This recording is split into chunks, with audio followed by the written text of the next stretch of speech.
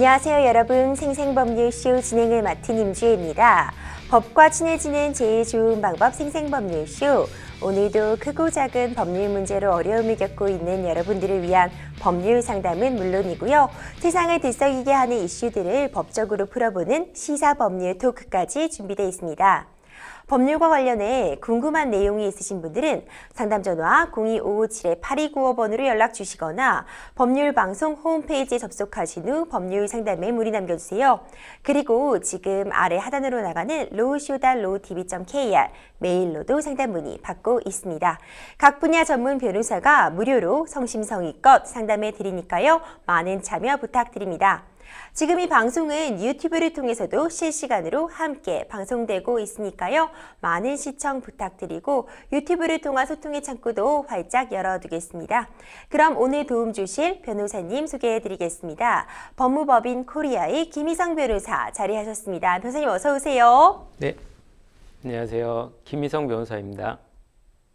오늘도 억울하고 답답한 사연 가지신 분들에게 명쾌상쾌 통쾌한 상담, 유익한 상담 부탁드리겠습니다. 네. 그럼 오늘 접수된 상담 내용들 저와 함께 미리 만나보시죠. 미리 보는 법률 상담입니다. 음주운전 사고 냈는데 상대가 합의하지 않는다면 전 남편의 럽스타그램, 요양원에서 생긴 일, 땅과 건물의 명의자가 다를 때까지 오늘도 정말 다양한 분야의 상담들이 접수가 되어 있네요. 잠시 후 김희성 변호사님과 함께 속 시원한 해결책 찾아보도록 할 테니까요. 시청자 여러분들도 어떤 해결책들이 제시가 될지 기대 부탁드립니다. 여러분들은 지금 생생법률쇼 함께하고 계십니다. 쉽사리 해결되지 않는 법률 문제를 끌어안고 있다면 지금 생생법률쇼와 함께하시죠. 법률 고민이 해결되는 가장 쉬운 방법을 소개해드릴게요. 첫째, 02557-8295로 전화를 한다. 둘째, 법률방송 홈페이지에 접속해서 법률상담 게시판에 문의를 남긴다. 셋째, 지금 화면에 나오고 있는 이메일 주소로 사연과 연락처를 보낸다. 생생법률쇼가 자랑하는 각 분야의 전문 변호사가 여러분의 더부룩한 속을 뻥 뚫어드립니다. 속 시원한 스파클링 법률 상담 프로그램 생생법률쇼, 지금 바로 전화주세요.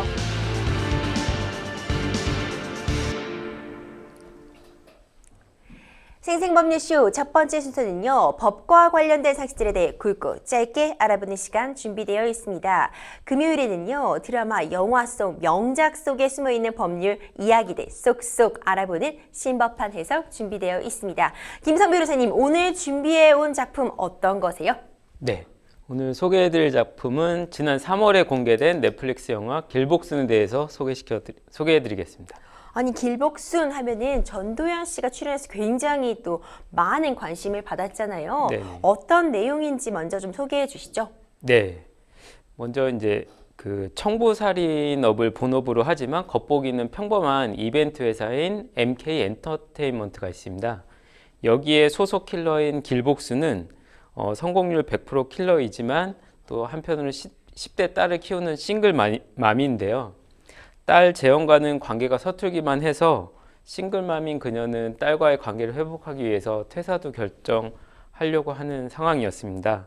근데 회사 대표 차민규는 재계약 제안에 대한 답을 미룬 채 마지막 작품에 들어간 복수는 그 임무에 숨겨진 진실을 뒤늦게 알게 되는데요. 그 후에 길복수는 회사에서 세운 규칙을 위반하는 상황에 처합니다. 이런 상황 때문에 모든 킬러들의 타겟이 되게 되는데요. 그래서 길복수는 서로 죽일 수밖에 없는 상황에 처하게 되면서 이야기가 전개되고 있습니다. 좀 청부살인이라는 아주 무거운 주제를 다루고 있지만 그 속에서도 재미적인 요소나 어떤 스릴감이 굉장히 넘쳤던 작품이었던 것 같아요. 지금부터 결정적 장면 함께 보시면서요. 그 속에 담겨있는 법률적 의미들 함께 알아보겠습니다. 첫 번째 결정적 장면 함께 보시죠. 네, 지금 장면 내용 좀 제가 소개를 해 드릴게요. 신상사가 이제 규칙을 어긴 것으로 의심되는 차 대표, 설경구 씨가 연기한 역할인데요. 차 대표에게 문제를 제기하고 있는 장면입니다. 어떤 규칙을 어겼다 이러면서 문제를 제기하고 있는데 좀 무시무시한 분위기를 풍기고 있거든요. 어떤 상황인가요, 변호사님? 네, 먼저 이제 규칙을 좀 말씀을 드리면 그 규칙 첫 번째는 미성년자를 죽이지 않는다. 두 번째는 회사가 허가한 작품만 처리한다. 다음에는 회사가 허가한 작품에 대해서는 반드시 시도를 한다. 이 세 가지 규칙을 세우는데요. 이 차민규 대표는 살인 첨부 회사를 세우면서 여기에서 독점적 지위를 갖기 위해서 이 세 가지 규칙을 다른 회사들한테 제안을 해서 이제 이 세 가지 규칙을 세웁니다. 이 규칙을 위반했을 때는 직원들을 없애버리는데요. 이 규칙을 만든 이유는 이 규칙을 지킬 수 있는 사람은 반드시 회사 소속이어야 되기 때문입니다. 결국 이제 프리랜서로 활동하는 킬러들을 없애기 위한 이런 명분으로 회사를 세우는데요. 이런 규칙을 세우면서 일감은 다 MK 엔터테인먼트로 몰리게 되면서 독과점 지위에 있게 되고 나중에는 이제 글로벌 기업으로까지 이제 성장을 하게 됩니다. 이런 규칙을 만든 배경이 MK가 독과점 지위를 취득하기 위한 것이라는 것은 다 알지만 여기에 대해서 아무도 문제 제기를 하지 못하고 결국에는 이 프리랜서 킬러들이 모두 없어지게 되는 그런 결과가 나오게 됩니다. 프리랜서 킬러라는 네. 표현 자체가 참 아이러니하다 이런 생각도 네. 드는데요. 일단 이 부분부터 좀 짚어볼게요. 프리랜서가 일을 받는 것, 그 프리랜서의 진입 자체를 막고 있는 이 살인자들의 규칙, 법적으로 어떤 부분이 문제된다고 볼 수 있을까요, 변호사님? 네. 법적으로 이제 독점 규제 및 공정거래에 관한 법률이 있는데요. 여기 40조에 보면 부당공동행위를 금지하고 있습니다. 부당공동행위는 어떤 가격을 결정하거나 유지하고 거래 조건, 그리고 대가 지급 조건, 거래 지역, 상대방 등을 부당하게 제한하는 행위를 말하는데요. 이 부당공동행위를 위반하는 경우에는 매출액의 20% 내에서 과징금을 받을 수가 있고 매출액이 없으면 40억 이내에서 과징금을 받을 수 있습니다. 영화로 이제 돌아가서 보면은요. 공정거래법상 이 부당공동행위에 해당될 수가 있습니다. 자기들끼리 어떻게 보면 이제 짬짬이 담합이라고 하잖아요. 이 담합 행위를 함으로써 어떤 거래 조건을 형성하게 된 것으로 볼 수 있거든요. 그래서 부당공동행위로 볼 수 있고 만약에 그렇다면 시정명령을 받을 수가 있고 그걸 위반했을 때 시정명령과 함께 이제 과징금을 부과받을 수가 있습니다. 또한 이제 형사고발도 될 수 있고요. 그런데 이런 담합행위는 사실 적발이 또 어렵기 때문에 은밀하게 자기들끼리 이루어진 거기 때문에 좀 적발이 어려운 면이 있습니다. 따라서 자진신고 제도를 운영하고 있는데요. 이런 부당공동행위를 한 사실에 대해서 자진신고를 하는 경우에는 과징금을 감면해주는 제도도 법률에 담겨 있습니다. 부당 공동행위 하면 안 되는 행위죠. 왜냐하면 이 자체가 시장 질서를 교란시킬 수밖에 네. 없는 거잖아요. 네. 이 킬러들의 세상에서도 그렇겠지만 당연히 일상생활에서도 이런 부분 법적으로도 문제될 수 있다는 점 다시 한번 기억해 두시면 좋을 것 같습니다. 다음 결정적 장면 함께 살펴볼게요. 네, 이번에는 어떤 상황일지 설명을 좀 드려볼게요. 지금 MK엔터 C급 직원 한희성, 구교환 씨가 연기한 그 배역이죠. 한희성의 모습인데, 이 한희성 씨가 지금 어떤 상황에 처해 있는 건가요, 변호사님? 네, 그 한희성 극중 한희성 이제 저랑 이름이 똑같은데요. 이제 구교환 배우가 이렇게 연기를 했습니다. 근데 한희성은 능력은 A급이지만 대우는 이제 C급을 받고 있는 킬러인데요. 그 회사한테 찍혀 있어 갖고 이렇게 좀 부당한 대우를 받고 있습니다. 반면에 이제 길복스는 A급 킬러로 이제 보수도 넉넉하게 받고 충분한 대우를 받고 있는데 한희성은 그에 비해서는 능력은 출중하지만 이제 소소한 잡일을 하는 수준의 부당한 대우를 받고 있는 처지에 있습니다. 그렇군요. 이렇게 출중한 실력에도 불구하고요. 이렇게 회사로부터 일종의 미운 털이 박혀서 제대로 된 대우를 못 받는 경우가 사실상 우리 사회에도 종종 발생하기도 합니다. 이런 부당함을 알리거나 정당하게 내가 받을 수 있을 만큼의 그런 보상을 받으려면 어떤 조치를 취할 수 있을까요? 네. 먼저 이제 그 어떤 회사에서 어떤 직원한테 어떤 대우를 해주느냐는 이제 인사권의 문제거든요. 이런 인사권은 원칙적으로 사용자한테 있고 사용자한테 상당한 재량을 인정하고 있습니다. 대법원도 인사권 중에 하나인 전직이나 전보 처분 이런 거에 대해서는 불이익한 처분이지만 사용자한테 상당한 재량권을 인정해주고 있는데요. 그렇지만 뭐 무한정 재량권을 인정해 주는 것이 아니기 때문에 인사고과 같은 경우에도 뭐 법령에 위반되거나 아니면 객관적이고 공정한 기준을 현저하게 위반한 경우에는 사법심사의 대상이 될 수가 있습니다. 그럼 이런 부당한 인사고과를 어떻게 증명하냐? 그거에 대해서는 이제 어떤 평가를 거쳤는지, 평가 절차 과정, 평가 점수 이런 거에 대한 자료를 확보하셔야 되고요. 그리고 이제 다른 사람들이 어떤 평가를 받았는지도 파악을 해야 되기 때문에 뭐 다른 직원들의 어떤 진술 이런 것도 확보를 하셔야 됩니다. 그럼 이런 자료 같은 거는 뭐 회사가 임의로 주지 않을 가능성이 높기 때문에 뭐 소송을 하면 소송 절차 통해서 뭐 문서 제출 명령 이런 제도를 통해서 확보를 하실 수가 있고요. 이런 증거가 뒷받침이 되면 이 인사권 행사가 적당했는지 뭐 재량의 남용, 일탈 남용 같은 건 없는지를 판단을 해봐서 이런 게 인정이 되면 그 다음에 이제 위법하다는 판결을 또 받을 수가 있습니다. 그렇군요. 굉장히 또 중요한 지적들을 해주셨어요. 내가 지금 받고 있는 어떤 그런 대우가 정당하지 못하다고 느껴지시는 그런 상황이라면 또 충분히 또 법적으로도 하나씩 좀 따져볼 여지가 있겠군요. 자, 그러면 이번엔 마지막 결정적 장면 함께 보겠습니다. 네, 어떤 내용인지 좀 설명을 드릴게요. 차민희 대표이사 이솜 씨가 연기한 역할인데요. 차민희 대표이사가 지시한 대로 한희성이 길복순과 싸우고 있는 장면입니다. 뭔가 큰일이 벌어질 것만 같은 그런 분위기인데 임직원의 지시로 직원들끼리 서로 싸우게 된 거네요. 네네. 여기서 이제 차민희 이사라는 사람이 다른 회사 직원들한테 길복순을 없애면 그 B급 이상의 대우를 해주겠다 이렇게 약속을 하면서 다른 킬러들의 공격 대상이 되고 있는데요. 그래서 부익분 빈익빈 상황에 지쳐있던 다른 킬러들이 그 길복순을 공격하는 이런 장면이 나오고 있습니다. 일반 회사로 가정을 하면 다른 회사 직원을 사주하여서 자기 회사의 직원을 이렇게 해치고 그 대가를 지급하겠다 이런 약속을 하는 상황인 것입니다. 그렇군요. 아니 그냥 상식적으로 생각해도 정말 문제가 많은 것 같거든요. 회사 임직원이 직원에게 다른 직원 공격하라고 하는 거 이거 말도 안 되는 거잖아요. 네, 그렇죠. 사용자는 어떤 근로자와의 관계에 있어서 뭐 근로의 제공을 받는 이런 관계뿐만 아니라 그 근로관계에 부수하여서 신의치상 그 근로자를 보호할 의무가 있습니다. 네. 따라서 근로자를 보호하기 위해서 생명, 신체, 건강을 해치지 않는 근로 조건, 환경을 제공하도록 되어 있는데요.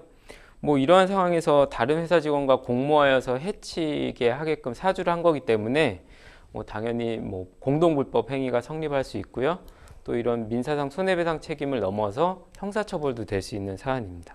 그렇군요. 결국 네. 손해배상 책임도 지게 되고 형사적인 책임도 물을 수 네. 있는 상황이기 때문에 주의가 필요할 것 같아요. 이게 영화 네. 속 이야기지만 또 사실 변호사님 실제 사회에서는 영화보다 더한 영화 같은 예. 이야기도 일어나기도 하잖아요. 예. 이런 부분 오늘 신법한 해석에서 함께 하나하나 법률적 쟁점들 다뤄봤습니다. 지금까지 명장 속 법률 이야기 신법한 해석 함께했습니다.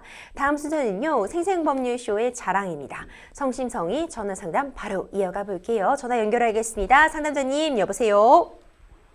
여보세요? 네, 안녕하세요. 여기는 생생법률쇼입니다.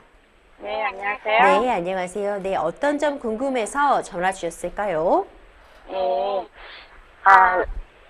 음주 운전으로 네. 음주 사고가 나가지고요. 네네. 네, 그거 관련해서 좀 궁금한 네. 게 전화드렸어요. 네, 상담자님 사연 내용 좀 설명해 주실 수 있을까요? 저희가 함께 들어보겠습니다. 네, 저는 아니고 이제 제 동생 얘기인데요. 네. 2019년도에 이제 처음에 사고가 났어요. 네. 음주 사고가. 그래서 그때 집행유예 기간이라 이제 뭐 뺑소니를 했는 것 같아요. 네네. 그래가지고 이제 1년 6개월인가 받았는데 집행유예 기간이 확산해가지고 한 징역 갔다 왔거든요. 네. 2019년도에.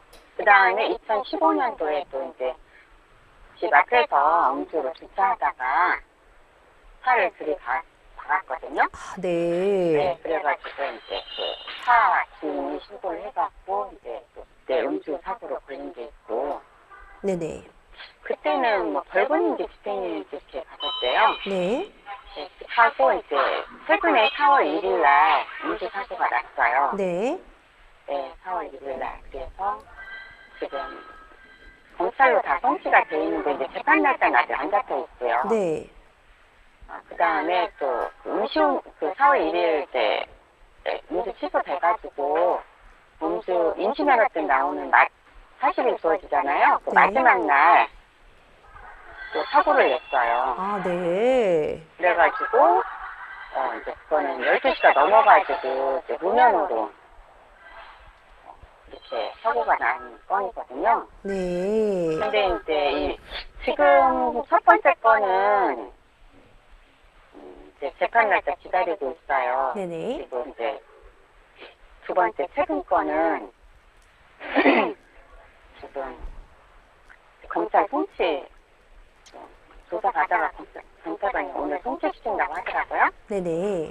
네, 근데 이제 두 가지가 병합이 되기를 원하는데 좀 각각 받으면은 형벌이 세게 나올까봐 네. 같이 병합을 시키는데 이거는 우리가 신청해서 병합을 시킬 수 있는 건지 아니면 지금 국선 변호사가 선임이 됐는데 네. 그분한테 말씀드려야 되는 건지 네네. 그런 게 궁금하거든요. 네, 선단장님 지금 아는 분의 얘기라고 말씀 주셨는데 일단 음주운전 정말 가볍게 볼 일이 아니라서 네. 대처 잘 하셔야 될 것 같아요. 네. 이미 동종의 전과가 여러 번 있으시고요. 마지막엔 또 무면허까지도 네. 문제되고 있는 상황이라서 지금 김희성 변호사님이 함께 내용 들으셨거든요.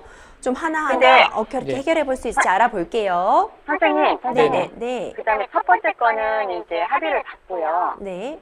두 번째 거는 이제 택시를 들어봐갔는데 택시 기사님하고는 합의를 받고 뒤에 손님하고는 아직 합의가 이루어지지 않고 있어요. 네네. 그래서 이제 그거는 만약에 합의가 좀 어려우면은 공탁을 걸 생각인데 이런 것들이 형량에 조금 감량을 줄 수 있는 문제인지 네. 네. 이 부분까지 함께 저희가 말씀 처벌을 어떻게 나눠 받을 수 있는지 그런 네. 네, 나눠보도록 할게요. 연결 드릴게요, 상담자님. 먼저 이제 그 전에 있었던 사건들에 대해서 제가 정리를 한번 해볼게요. 네네. 처음에는 집행유예 기간 중에 음주 사고가 발생한 거잖아요. 2019년에.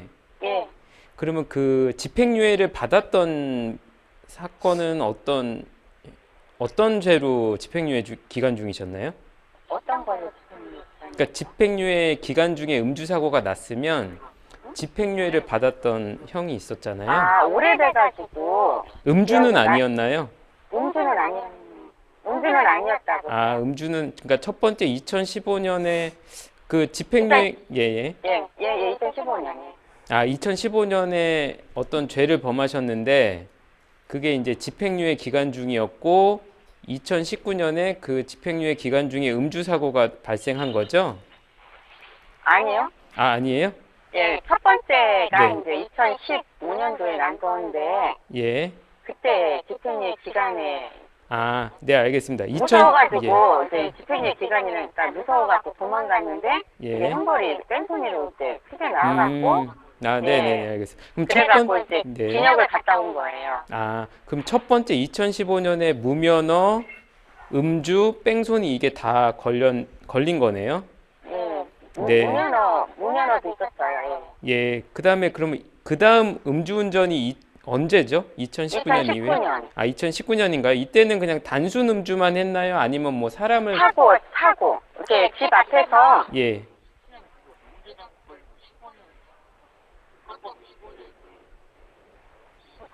그래. 사람이 다쳤나요? 19년도 거는 예. 이제 집 앞에서 이렇게 차 파킹하다가 예, 사람이 상태에서 다치진 않았어요? 안 다쳤어요. 아, 사람이 다치진 않았어요? 파킹하다가 예, 그 알겠습니다. 앞차 세워둔 차를 잠깐 예. 살짝 들이박았는데 예. 그 주인이 차주가 나와가지고 신고한 거예요. 그럼 이게 두 번째 음주운전이잖아요. 네. 세 번째 음주운전이 사- 올해 4월 1일. 예, 올해 4월 1일이죠. 예. 요거는 검찰로 송치가 돼서 지금 재판이 열렸나요? 아니 기다리고 있어요 재판 날짜를. 아, 그러니까 재판으로 넘어가긴 했어요. 기소가 됐어요? 검찰에 있나요? 법원으로 넘어갔나요?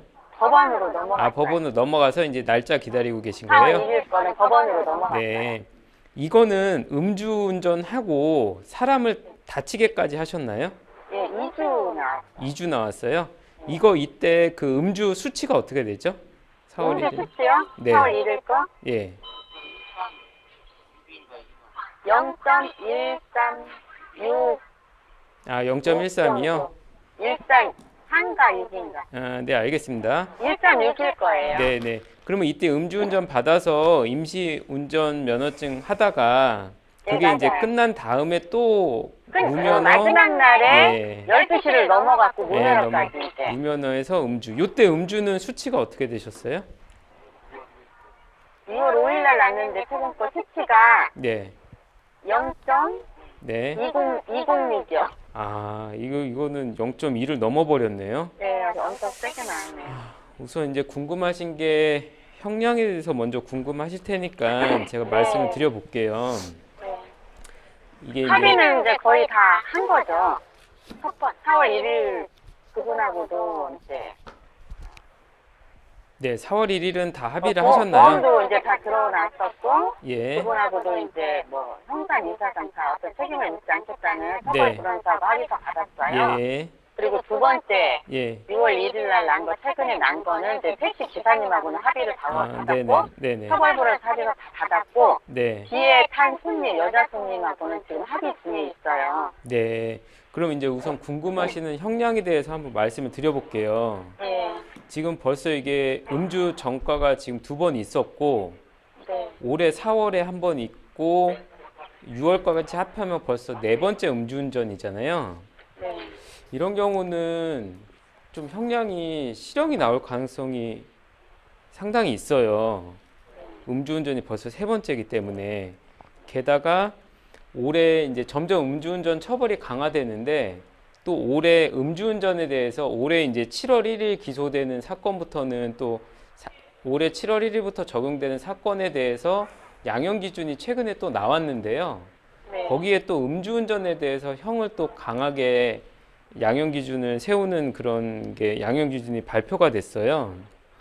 그래서 제가 볼 때는 우선 벌써 음주운전이 전과가 2번이 있고 사실 지금 법률에 의해서도 네. 음주운전 2번째부터는 가중처벌하거든요.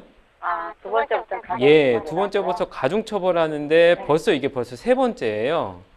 그리고 음주운전 횟수가 뭐 2번이냐 3번이냐를 따질 때 한 10년 안에 몇 번이나 했는지를 따지는데 지금 2015년에 처음 음주를 하셨으면 이게 벌써 10년 안에 다 음주운전 하신 거예요.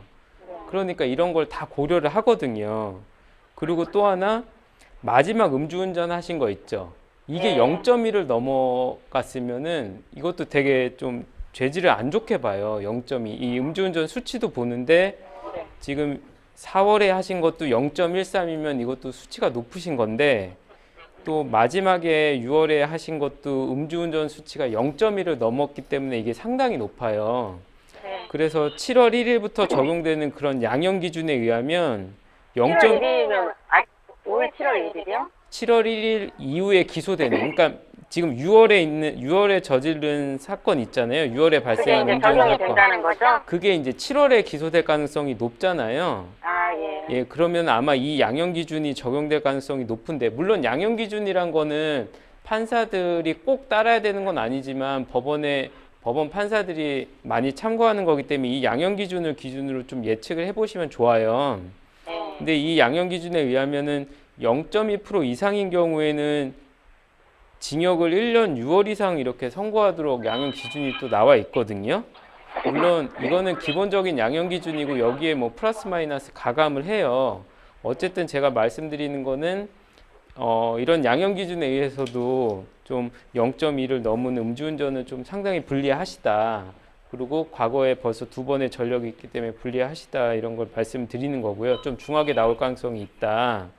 다음으로 이제 병합을 말씀하셨잖아요. 4월에 기소돼서 아직 재판이 열리지 않은 거랑 6월에 발생한 음주운전을 병합 신청을 하셔서 같이 재판받는 게 더 유리해요. 따로따로 받는 것보다. 근데 판사가 그걸 다 알 수는 없어요. 다른 법원에 어떤 사건이 있는지를 판사가 다 아는 건 아니거든요. 그러니까 변호인을 통해서 이게 근데 병합이 되려면 재판이 각각 열리고 있는 상태여야 되거든요. 그러니까 4월에 기소돼서 재판 중인 거가 지금 재판이 끝나지 않은 상태에서 6월에 저지른 음주운전이 또 기소가 돼야 되거든요. 그러니까 이런 그렇죠. 그러니까 둘 다 법원에 있어야 된다는 거예요. 둘 다 법원에 있는 상태면 이제 병합 신청을 해서 같이 병합 신청을 어떻게 하나요? 그거는 이제 변호인이 하면 돼요. 재판부에 병합 심리 해달라 이렇게 네네. 신청을 해보셔서 같이 재판 받는 게 그래도 좀 유리하세요. 피고인 입장에서는. 예, 그러니까 병합 신청 그렇게 하시고 좀 형량이 중하게 나올 수 있는 사안이기 때문에 뭐 좀 적극적으로 변호를 하시는 게 좀 좋을 것 같다 이렇게 지금 생각이 듭니다. 네네. 합의를 본다는 것 자체가 조금 감형에. 근데 이제 합의라는 거는 뭐 유리한 양형 요소기는 한데요. 합의를 지금 제하더라도 그러니까 이게 뭐 실형이냐 아니냐를 기준으로 따질 때는 뭐 여기서 이 승객과 합의를 보는 게 그렇게 중요한 요소로 보이지는 않아요. 이거 외에도 지금 전과가 많고 수치도 높고 지금 음주운전 하신 거리나 뭐 이렇게 여러 가지 상황도 또 보거든요. 거리는 짧았어요. 거리는 짧았어요. 네. 그리고 그래서 이제 뭐 실형이냐 집행유예냐 이런 걸 판단할 때 뭐 합의를 했는지는 그렇게 중요한 요소 같지는 않은데 그러면 실형을 염두에 뒀을 때 어느 정도의 형이 나올 수 있을지에 대해서는 당연히 승객을 또 다치게 했으니까 또 중요한 요소기는 해요. 그래서 뭐 근데 이제 합의를 보는 거는 택시 기사님이 2주거든요. 예? 2주요? 네, 2주. 많이 다치지는 않아요. 예. 근데 물론 뭐 2주 덜해도 어쨌든 그 다치게 한 거라서 합의를 보는 게 중요한 요소기는 합니다. 근데 합의를 뭐 나중에 재판이 열리더라도 재판 중에도 볼 수 있는 거거든요. 물론 더 빨리 보면 좋지만 그래서 이제 합의가 안 되면 뭐 공탁을 할 수 있는 방법도 있으니까 형사 공탁도 알아보시고요. 또 형사 공탁을 했으니까 이거는 뭐 다 해결된 거는 아니에요. 형사 공탁은 합의가 안 됐기 때문에 공탁을 한 거잖아요. 그래서 공탁보다는 합의를 보지 않나요, 그럼? 아니 근데 이제 공탁과 합의는 달라요. 합의는 이제 피해자가 공탁을 했다고 해서 피해자가 처벌 불원서를 내주지는 않잖아요. 그러니까 먼저 합의를 시도해 보시고 그래도 안 되면 부득이하게 이제 형사 공탁을 하시는 게 낫죠. 지금 그 합의를 만약에 진짜 다 봐가지고 네. 그 사람들이 처벌 불원서도 써주고 다 했어요. 지금 그러면은 좀 소음이 심해갖고 잘 안. 다시 한 번 말씀. 실형 타에 예. 집행유예로 좀 나올 수 있는 확률은 없나요? 근데 이게 벌써 기존에 음주운전을 벌써 2번이나 하셨고, 그 다음에 이게 3번째 음주운전이 4월 1일인데, 또 그게 2달 만에 또 음주운전이 걸린 거잖아요. 네, 맞아요. 그 벌써 음주운전만 4번이기 때문에 요즘에 이제 법원에서 음주운전을 상당히 강하게 처벌하거든요. 그래서 이제 많은 사례들을 보면 3번째 음주운전만 해도 실형이 선고되는 경우들이 상당히 많아요.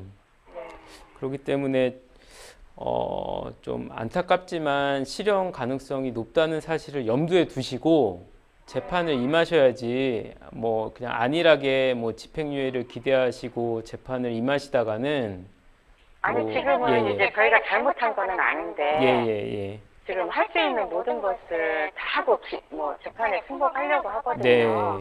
저희가 죄를 졌기 때문에. 근데 이제 저희가 할 수 있는 것들은 거의 지금 다 했다고 봐요. 네네. 이제 그래서 이제 병합 문제라든지 아니면은 또 뭐 다른 것들이 또 그쵸, 할 수 있는지 뭐 말씀하신 바라기라도 좀 그것이 좀 신상이거든요. 얘가 이제 어머님은 또 우시고 가장 역할을 하면서 살고 있어요. 우선 병합을 하려면은요 6월 사건이 지금 빨리 재판으로 넘어가야 되니까 이제 빨리 기소되기를 바라셔야 되고요. 그 다음에 이제 병합 신청을 해보시면 좋을 것 같습니다. 변호사님 통해서요? 그쵸. 지금 국선 변호사님이 잡혀 있는 상태예요. 4월 1일. 네네. 그럼 그분한테 얘기를 하시고 상담을 해보시면 그분이 또 제가 말씀드린 거랑 유사하게 또 도움을 주실 거예요. 네, 상담자님 저희가 상담은 여기까지 진행하도록 하겠습니다. 전화 주셔서 감사합니다. 감사합니다. 네, 감사합니다. 네, 굉장히 좀 네. 위중한, 그러니까 중요한 상황에 처하신 건 맞는 것 네. 같아요. 지금 음주운전만 4번째라고 네. 볼 수 있거든요. 그렇죠. 일단 강조드리고 싶은 점은 음주운전 절대 네. 안 됩니다. 절대 네. 가볍게 볼 수 있는 범죄가 아니고요. 네. 지금 잘못한 점은 다 알고 계시다고 말씀해 주셨지만 음주운전의 심각성 다시 한번 생생법률쇼에서도 강조드리고 싶어요. 네. 우리 상담자님께서 취할 수 있는 조치들 다시 한번 정리 부탁드리겠습니다. 네. 그러니까 음주운전은 지금 말씀하신 대로 상당히 요즘에 법원에서 엄하게 처벌을 하고 있거든요. 근데 뭐 음주운전이란 거에 대해서는 우리가 뭐 어떻게 뭐 증거도 명확하고 어떻게 이제 양형 요소라고 주장할 수 있는 게 그렇게 많지는 않아요. 네. 결국은 죄를 범하지 않는 거고. 그다음에 이제 윤창호법 같은 게 뭐 위헌이 나기는 했지만 네네. 그렇다고 해서 뭐 내가 가볍게 처벌받을 수 있겠다 이렇게 착각을 하시는 분들이 또 덜어 있더라고요. 윤창호법이 위헌이 됐지만 그렇더라도 형량이 유지되는 경우들이 상당히 많아요. 네. 그렇기 때문에 이 음주운전에 대한 경각심은 꼭 되새기셔야 좋을 것 같습니다. 네, 변호사님 조언해 주신 그 조치들 다 한번 취해 보시면서 네. 해결하시면 될 것 같습니다. 여러분들은 지금 생생법률쇼 함께하고 계십니다. 쉽사리 해결되지 않는 법률 문제를 끌어안고 있다면 지금 생생법률쇼와 함께하시죠. 법률 고민이 해결되는 가장 쉬운 방법을 소개해 드릴게요. 첫째, 02-557-8295로 전화를 한다. 둘째, 법률방송 홈페이지에 접속해서 법률상담 게시판에 문의를 남긴다. 셋째, 지금 화면에 나오고 있는 이메일 주소로 사연과 연락처를 보낸다. 생생법률쇼가 자랑하는 각 분야의 전문 변호사가 여러분의 더부룩한 속을 뻥 뚫어드립니다. 속 시원한 스파클링 법률상담 프로그램 생생법률쇼, 지금 바로 전화주세요.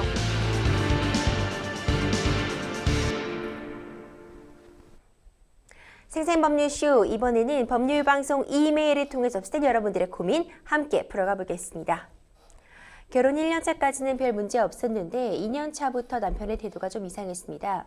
한 번은 제가 임신을 했다 자연유산을 한 적이 있는데 그때도 병원 한 번 같이 안 가고 늦게 집에 들어왔습니다. 그 이후로도 회식이라며 외박하길 여러 번, 매번 변명을 하는데 싸우기 싫어 믿는 척 했습니다. 제일 이상한 건 매일 휴대폰을 끼고 살면서 비밀도 많아졌고 어느 날은 오빠 자? 이런 문자가 와 누구냐 물었더니 아는 후배가 장난을 치는 거라고 하더군요. 정말 이상했지만 당시 저도 남편에게 서운함을 넘어 무감각해진 시기였습니다. 거의 1년 동안 밖에 밥 한 끼도 안 먹었고 부부관계도 없었습니다. 그러다 남편이 먼저 이혼 이야기를 꺼냈는데요. 그땐 저도 새 출발을 하고 싶다는 생각이 간절했죠. 그렇게 우리는 자연스럽게 이혼을 했습니다. 이혼 시 전세금이 있었는데 남편이 2억 원, 제가 1억 원을 보탠 거라 그만큼씩 나누어 가지고 남편이 주식한다고 제게 가져간 돈은 지금 마이너스라며 나중에 준다고 약속하면서 마침표 찍었죠. 그리고 이혼하고 6개월도 안 되어 남편의 뜻밖의 소식을 들었습니다.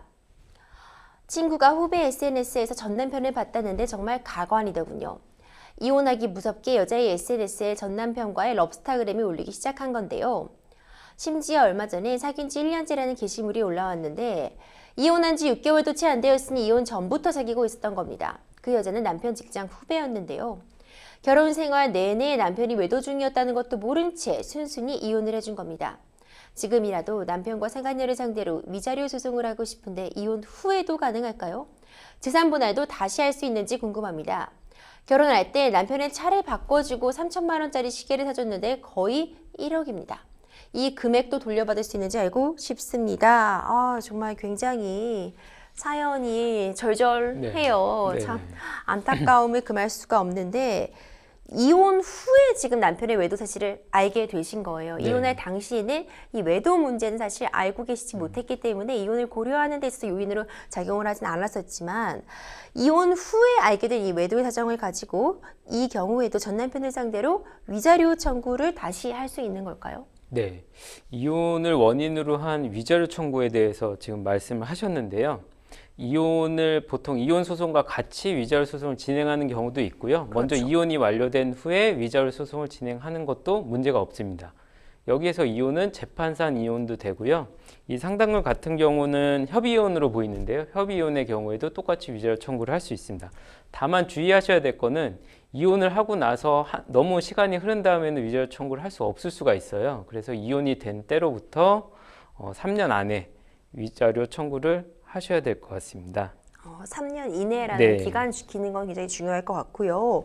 만약에 이혼할 당시에요. 앞으로 추후에 위자료 같은 청구를 별도로 하지 않겠다 이런 합의를 하는 경우가 있을 수 있잖아요. 네. 그런 합의가 있었지만 추후에 이렇게 결혼 중에 외도했다는 사실을 알게 된 경우 이때는 합의와 다르게 또 다시 손해배상 청구를 할 수 있는지도 궁금합니다. 네. 이제 또 요 사건 같은 경우는 표면상으로는 합의 이혼을 한 거기 때문에 부정행위가 이 이혼의 원인이 아닌 것처럼 보일 수가 있어요. 그렇기 때문에 이거는 합의 이혼이었지만 이 당시에 몰랐었고 실질이 부정행위로 인한 파탄이었다라는 걸 증명을 하시고, 근데 이 합의를 할 당시에는 위자료 청구에 대해서 행사하지 않겠다 이런 합의는 손해배상 청구권의 폭이기 때문에 이런 합의를 하면 청구를 하는데 어려움이 있습니다. 다만 이런 합의가 있지만 당시에 합의에 기초된 사정이 부정행위에 대해서는 나는 모르고 합의를 한 거다라는 거를 이제 주장을 하시면서 이 합의에 효력은 미치지 않는다 이렇게 주장을 하시면서 청구를 해보실 수가 있을 것 같습니다. 그렇다면은 남편과 이제 부정한 관계를 맺은 상대방, 우리가 흔히 상간녀 소송, 상간남 소송이라고 하잖아요. 상간녀 소송 이 부분도 이혼 후에 가능할까요? 네, 이 부분도 이혼 후에도 가능을 하고요.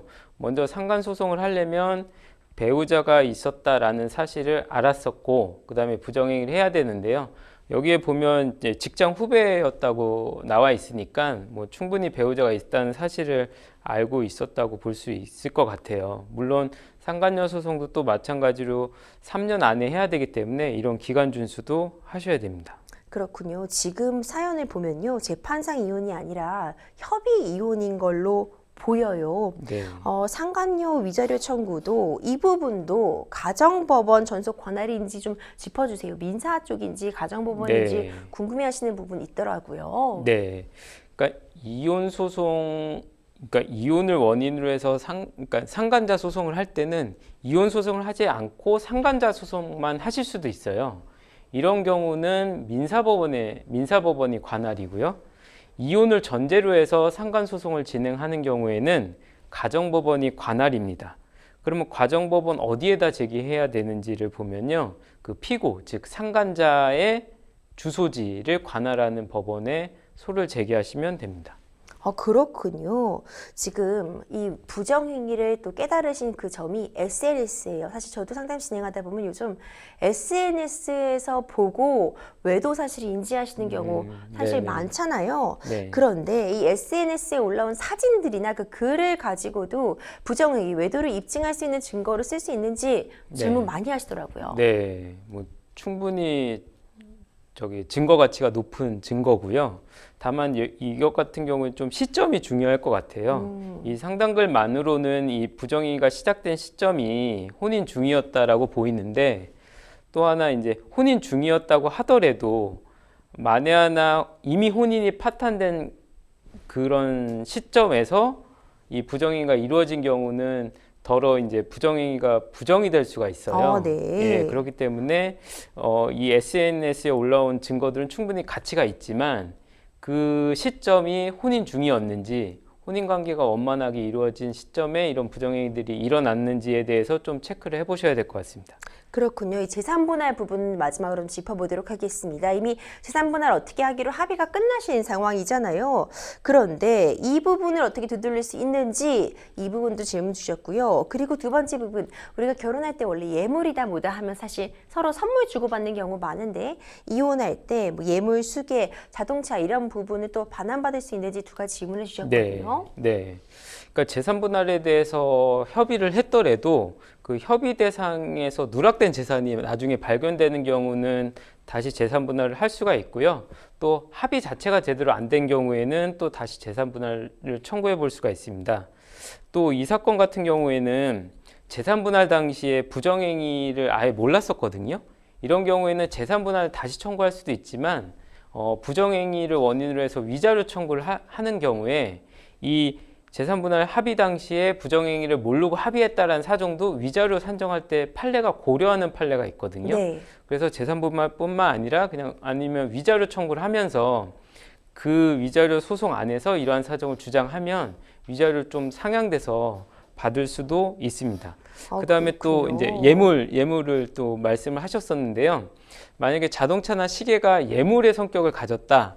그러면은 나중에 이혼할 때 이 예물을 돌려달라 이렇게 청구할 수는 없어요. 아, 네. 물론 예외적으로 되게 단기간 안에 혼인관계가 파탄난 경우에는 돌려받을 수 있지만 뭐 이렇게 뭐 아주 단기간이 아닌 이상 예물의 성격을 가지면 돌려받기는 어려운데 다만 자동차 같은 경우는 어떻게 혼인 생활을 하는 공동재산으로 볼 수도 있잖아요. 이런 경우에는 재산 분할의 청구를 할 수도 있다고 보입니다. 아, 그렇군요. 이것도 예물의 성격이라던가 내지는 네. 혼인 기간 유무에 따라서 반환받을 수 있는지 없는지가 네. 좀 달라질 수 있을 것 같아요. 굉장히 안타까운 사연입니다. 변호사님 조언 주신 말씀들 잘 이제 유념하셔서요. 추가적으로 제기할 수 있는 법적으로 취할 수 있는 조치들은 또 한번 생각해 보시기를 네. 바랄게요. 계속해서 다음 상담 이어가 보겠습니다. 법률방송 홈페이지를 통해 접수된 여러분들의 고민 풀어가 보겠습니다. 저는 경계성 치매를 가진 엄마와 함께 살았습니다. 엄마는 깜빡 잊는 것들이 늘어가고 늘 깔끔하게 치우던 집안 살림을 어느 순간부터 대충 하셨지만 그래도 별 문제 없이 활동이 가능했죠. 그런데 넘어지시면서 다리를 다치셨고 그때부터 병원 신세를 지기 시작했습니다. 거동이 불편해지면서 결국 요양병원으로 가시게 되었고요. 엄마는 요양병원 생활을 힘들어하셨지만 직장을 다니는 제가 없는 동안 집에서 혼자 지내실 수가 없어 다리가 나으실 때까지 요양병원에 계시기로 하셨습니다. 그런데 요양병원에서 낙상을 하면서 다리가 더 불편해지신 건데요. 화장실을 가겠다고 일어났다가 주저앉았다는데 간병인도 있는데 왜 이런 일이 일어났는지 이해할 수가 없습니다. 그 후 요양원으로 옮긴 엄마의 치매는 점점 더 심해졌습니다. 전화통화가 불가능할 정도로 말이죠. 일 때문에 찾아갈 수도 없는 상황이어서 간병인과 통화를 했는데요. 엄마가 침대에 묶여 계시다고 합니다. 일어서려고 하셔서 묶었다는데 이렇게 환자를 묶어놔도 되는 건가요? 요양원 측에 항의를 했지만 환자 상태가 인해서 어쩔 수 없다고 하고 요양원과 옥신각신하는 사이 엄마가 돌아가셨습니다. 저는 낙상사고와 엄마를 묶어둔 부분에 대해 요양병원과 요양원 측에 손해배상 소송을 제기하고 싶습니다. 그래야 엄마의 죽음이 덜 억울할 것 같아서요. 소송이 가능할까요? 아유, 상담자님께서 어머님의 죽음에 대해서 정말 더 충격이 정말 크실 것 같다는 생각이 듭니다. 요즘에 이런 요양시설 내에서의 사고들 좀 많은 편이죠, 변호사님. 네. 뭐 이런 되게 심심치 않게 발생하는 의료 사고인데요. 2021년 국정감사 자료에 의하면 환자 안전사고 중에 뭐 요양병원에서 발생하는 게 한 18% 정도 된다고 합니다. 네. 그리고 요양병원에서 발생하는 환자 안전사고의 80%가 낙상사고라고 합니다. 정말 예. 안타깝습니다. 사실 연세 드신 분들이 말씀 주신 것처럼 이 낙상사고 당하시게 되면 정말 치명적이거든요. 이 경우 낙상사고에 대해서 병원 측이 부주의가 있었다고 볼 만한 사정들이 있을까요? 네. 이 글만으로는 좀, 이 상담자의 글만으로는 판단하기는 조금 어려운데요. 먼저 병원 측의 부주의가 인정이 되려면 그 환자를 케어한 간병인의 부주의가 있었는지를 살펴봐야 되는데요. 이와 관련된 판례들을 살펴보면 환자가 만약에 스스로 일어나거나 스스로 행동하다 넘어졌다. 이런 경우에는 병원의 책임을 묻기는 좀 어려워 보입니다. 여기에 관련된 판례도 있고요.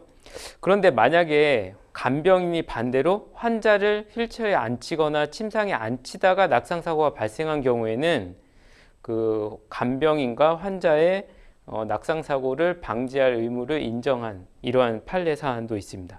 그렇기 때문에 간병인이 좀 옆에 있었는지 그리고 그 치매 환자가 간병인한테 어떤 도움을 요청을 하였는지 뭐 아니면 이런 요청 없이 뭐 환자가 혼자서 개별적으로 활동을 하다 낙상사고가 발생했는지 이런 걸 좀 따져봐야 될 것 같습니다. 우리 변호사님께서 간병인 얘기해 주셨는데 그러면 직접적으로 바로 옆에서 돌보고 있었던 간병인에게 어떤 책임을 묻는 거는 어떨까요? 네, 만약에 이때 당시에 간병인이 옆에 있었다라고 하면 간병인의 책임을 좀 추궁해 볼 수 있는 여지가 있는데요. 그렇다고 하더라도 간병인이 그때 뭐 하고 있었는지, 간병인한테 뭐 어떤 도움을 요청을 했는지, 그리고 이때 이 간병인이 환자를 잘 케어를 해야 될 그런 상황이었는지를 좀 따져봐서 간병인한테 책임을 물을 수 있으면 병원까지도 같이 사용자 책임을 물을 수가 있을 것 같습니다. 그렇다면 이 요양원에서 어머님을 묶어두신 결박한 행위 좀 살펴봐야 될 것 같아요. 이 부분은 어떻게 볼 수 있을까요, 변호사님? 네, 결박을 했다라는 거는 의료법상 신체 보호대를 사용했다라고 볼 수가 있는데요. 의료법과 의료법 시행규칙에 의하면 환자의 안전을 위해서 신체 보호대를 사용할 수 있도록 이런 근거 규정이 있습니다. 신체 보호대는 움직임을 제한하는 물리적인 장치인데요. 이런 법령에는 사용 기준이 나와 있습니다. 환자의 안전이 우려되는 경우에 최소 시간만 사용하도록 되어 있고요. 사용할 수 있는 사유와 절차도 규정이 되어 있는데요. 다른 방법이 없는 경우에만 이렇게 사용할 수 있고 또 반드시 의사의 처방을 받도록 되어 있습니다. 그리고 의사의 처방뿐만 아니라 그 환자한테 이런 처방에 대해서 설명을 하고 서면으로 동의를 받게 되어 있고요. 만약에 환자가 의식이 없는 등 동의를 할 수 없는 상황이면 보호자의 동의를 받도록 되어 있습니다. 그리고 또 준수사항도 규정이 되어 있는데요. 응급 상황에 같은 경우에는 뭐 화재나 이런 게 발생할 수가 있잖아요. 이런데 결박돼 있으면 뭐 거기서 이제 사망할 가능성이 높기 때문에 응급 상황에서 쉽게 풀리거나 자를 수 있도록 이제 조치를 해야 됩니다. 이 사안 같은 경우는 지금 치매 환자이기 때문에 사실 동의 능력이 없다라고 볼 수 있거든요. 그렇기 때문에 아마 보호자의 서면 동의가 있었어야 된다고 판단이 듭니다. 사연자님 말씀 드려보면 지금 소송을 하실 의도가 좀 분명하게 보이시는 것 같아요. 사실 보호자가 요양시설 관련해가지고 어떤 증거를 확보하시는 거, 증언을 얻는 거 쉽지 않을 것 같은데 어떤 것들 준비해 두시면 도움이 좀 될까요, 변호사님? 네, 결박된 거와 관련해서는 제가 조금 전에 말씀드렸던 신체보호대 관련된 그런 규정들을 잘 준수했는지를 한번 살펴보시고요. 그 다음에 이제 낙상 장면에 대한 증거를 취득을 하셔야 되는데 어떤 CCTV가 제일 좀 중요한 증거일 것 같고요. 그 다음에 어떤 간병인에 대한 책임을 물려면 간병인의 일지도 한번 보시고 간호기록 이런 진료기록 같은 걸 한번 확보를 하셔야 좋을 것 같습니다. 그럼 확보하는 방법은 무엇이냐? 우선 형사 고소를 해서 수사기관이 이렇게 확보하도록 하는 방법이 있고요. 이와 또 별개로 민사법원에 증거보전 신청을 해서 확보하는 방법이 있습니다. 통상적으로는 보통은 이제 소송을 제기하면서 함께 증거보전 신청을 하는데요. 뭐 급박한 경우는 소송을 제기하기 전에도 인정해 주는 경우들이 있습니다. 그리고 간병인의 진술도 중요하기 때문에 간병인의 진술을 좀 확보해 주시는 게 좋고, 이런 소송 절차와는 또 별개로 의료 분쟁 조정 중재원에 이런 조정이나 중재를 신청해 보는 것도 하나의 방법입니다. 그렇군요. 정말 안타까운 사연이었죠. 이제 고령화 사회에 접어들면서 요양시설 이용하시는 분들 증가하고 있는데 마지막으로 보호자로서 어떤 점 이용에 주의하면 좋을지 간단히 정리 부탁드리겠습니다. 네, 제가 아까 말씀드린 거 외에도 요양시설도 또 이렇게 좀 나눠지기도 해요. 요양원이 있고 요양병원이 있거든요. 요양원 같은 경우는 노인복지법이 적용되는 시설이고요. 요양병원은 의료법이 적용되는 시설이 아예 다릅니다. 그리고 요양원에는 요양보호사가 상주하고요. 또 요양병원에서는 케어해 주는 사람들이 이제 간병인이거든요. 이렇게 좀 근거법도 다르기 때문에 일단은 어느 시설인지 좀 그런 걸 확인을 해보시고 그 시설에 대해 적용되는 법령이나 기준들이 다르기 때문에 그런 게 잘 적용되는지를 체크해 보시면 좋을 것 같습니다. 네, 관련 자료들 좀 잘 취합하셔서 진행해 볼 수 있는 분들은 법적인 도움 받으셨으면 좋겠습니다. 생생법률쇼 오늘도 많은 분들의 상담 전화 계속 걸려오고 있습니다. 도움이 필요하신 분들은 주저하지 마시고 연락 주세요.